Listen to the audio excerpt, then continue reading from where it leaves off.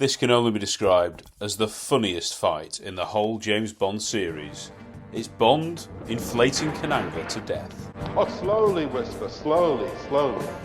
Let our diners assemble. There's something about him that's like, he's pretty intimidating in a lot of ways, and particularly when there's like some comedic sort of people and Teehee laughing next to him, and then he's like got a straight face. Yeah. But then in this fight, I started laughing straight away there, yeah, like smiling, and then when Bond like kicks him or punches him, like he spins around.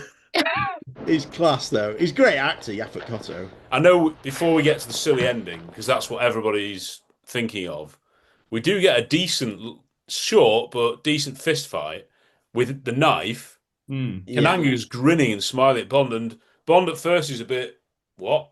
And then the next shot, you see Roger like, yeah, it's so good. Yeah. The setting for it as well is just so iconic, so Bond, you know, a little bit larger than life Austin Powers. To me, this one is actually the most memorable bits or the best bits, and not so much the fight, but actually how Dr. Kananga and Bond look at each other, smiling. Yeah. That's what does it for me. Yeah. That is so unique. Yeah. How he holds the knife, how he moves, and it's also ingrained in your memory how it does, and I love it. The fight itself is actually quite minimal in some ways. There's not loads of it. Sure. By Hamilton, but, the movement is outstanding. Very much a dance, isn't it? You know, kind of like he does. Like I say, he sort of stalks Bond with these, and he sort of taunts him as well, doesn't he, with the knife? Yeah. Like he's like that smile, like he can't wait to sort of do him in.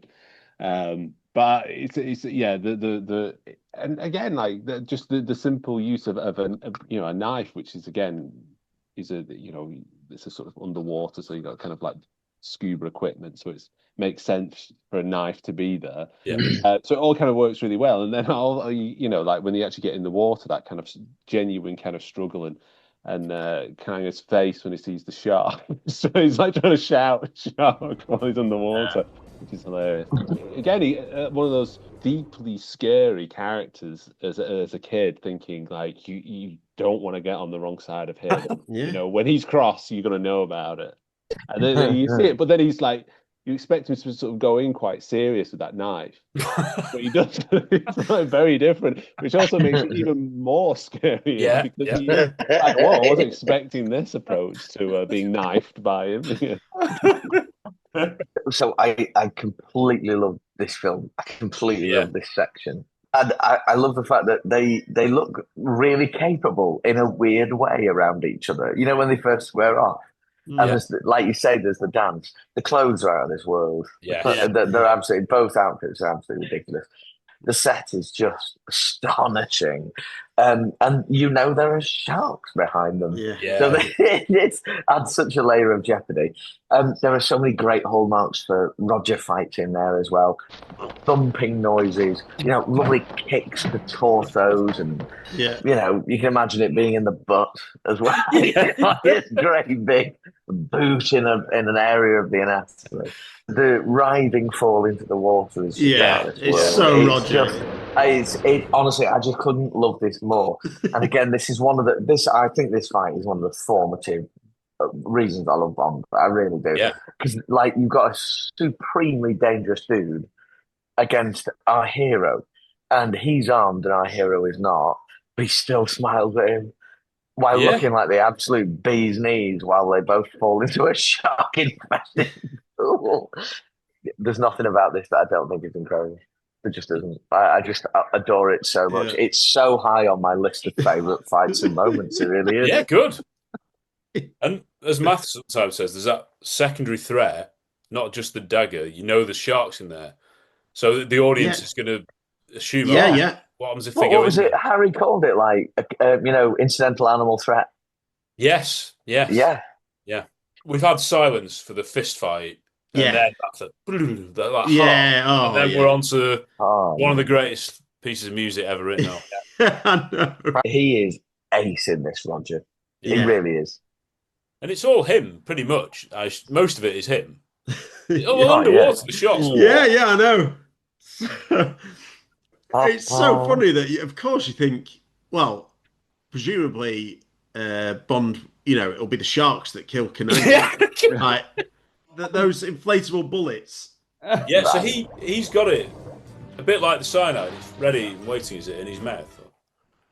Yeah. Bond transfers it, doesn't he? Yeah. He gets it from the magnet and then secretly puts it in his mouth. The magnet, right. I love how he puts it in his mouth, but then he steps on his shoulder. Yeah. Kananga as a step ladder to get up. It's outrageous. Shithousery. That's what it is. But also to make sure he's got less time to get back up. Yeah. Before he. Yeah. Very Roger Moore. Yeah. Bit of housery. Think about how enjoyable it is. It is.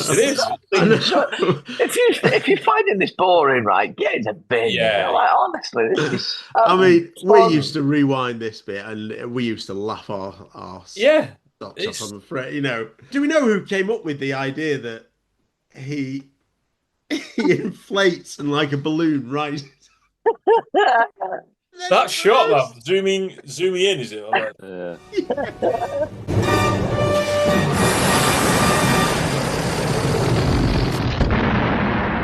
fart noise when it goes to the roof. Yeah. James Seymour. If you don't cry laughing, then something's wrong, isn't it? If imagine like the present day marketing opportunities, like get your own farting Kananga inflatable action figure playset. We get it. As a kid, you just accept it, but when you get a bit older, you're like, well, why does he? Obviously, it's helium, but then the physics don't quite work out. You're like, why is he going to the ceiling and then explode? And obviously, if someone was to explode, there'd be a bit more mess than what looks like some carrier bags. It'd be bin liners. You'd be quite surprised if in Denis Villeneuve's Bond 26, a villain was